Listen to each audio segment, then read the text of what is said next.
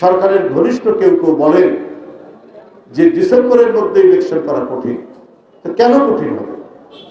March, এই যে ইতিমধ্যে তো প্রায় 5-6 মাস চলে, 6-7 মাসের মতো চলে যাবে। এখনো আপনার কি বলে যে 9-10 মাসের মতো বাকি আছে। তো নির্বাচন করতে এত সময় লাগবে না। এই নির্বাচন তো শেখ হাসিনা 15 বছর আটকে দিয়েছিলেন। ভোটাররা ভোট কেন্দ্রে যেতে পারেনি। ভোটাররা যাওয়ার আগেই দেখেছে তার ভোট দেওয়া হয়ে গেছে। দিনের ভোট রাত্রে হয়েছে, রাত্রেবেলায় ব্যালট বাক্সগুলো পরিপূর্ণ করা হয়েছে। আমাদের নির্বাচনী ব্যবস্থা, আমাদের নির্বাচনী প্রতিষ্ঠান, আমাদের গণতান্ত্রিক প্রতিষ্ঠান সবগুলো পা দিয়ে দুমড়ে মুচড়ে শেষ করে দিয়েছে শেখ হাসিনা। আমাদের সেইখান থেকে ফিরে আসতে হলে আমাদের এই প্রতিষ্ঠানগুলোকে সজীব করতে হবে, প্রাণবন্ত করতে হবে। তো এইগুলোর জন্য এত গড়িমসি কেন? কেন এটা কঠিন হবে? নির্বাচন কমিশন যদি সঠিকভাবে কাজ করে তাহলে ডিসেম্বরের মধ্যে, ডিসেম্বর কেন, আপনার জুনের মধ্যে নির্বাচন করা সম্ভব, জুলাইয়ের মধ্যে নির্বাচন করা সম্ভব। কারণ এদেশের জনগণ আজকে 1.5 যুগ ধরে নির্বাচন ভোট দিতে পারে না। আর এইটা নিয়ে গড়িমসি করা হলে জনগণের মধ্যে তো সন্দেহ জাগবে এই অন্তর্বর্তীকালীন সরকারের কাছে প্রতি, যে কেন এই গড়িমসি করা হচ্ছে। আজকে কেউ কেউ বলছেন যে জাতীয় সংসদ নির্বাচন, আরেকটা হচ্ছে গণপরিষদ নির্বাচন একসাথে হতে পারে। ভাই, এগুলো তো আমরা বুঝতে পারছি।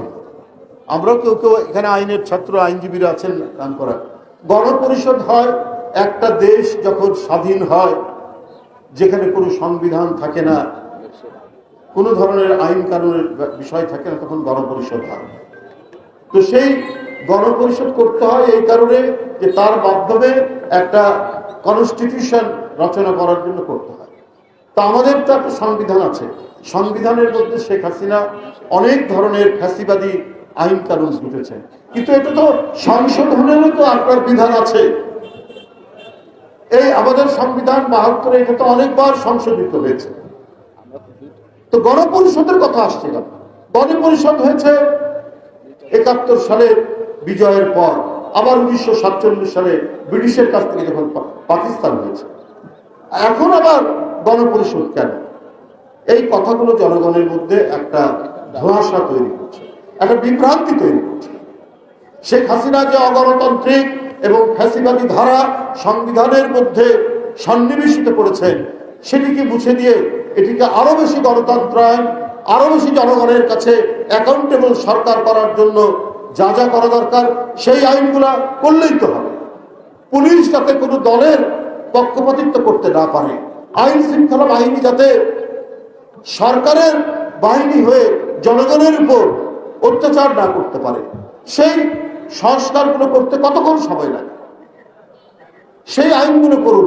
আর এই আইনগুলো আইনীকরণ করতে হলে তো নির্বাচিত সরকার দরকার। নির্বাচিত সরকার না হলে আপনার কি করে এটা সম্ভব? এটা তো সম্ভব নয়।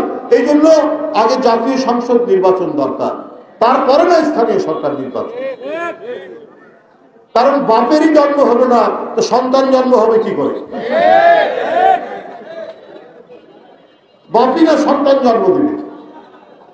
আগে জনগণের সরকার, জনগণের ক্ষমতা জনগণের কাছে ফিরিয়ে দিতে হলে জাতীয় সংসদ নির্বাচন আগে দিতে হবে। এবং তা আমরা বারবার বলেছি, যৌক্তিক সময় এটা যেন প্রলম্বিত না হয়, এর মধ্যেই করতে হবে।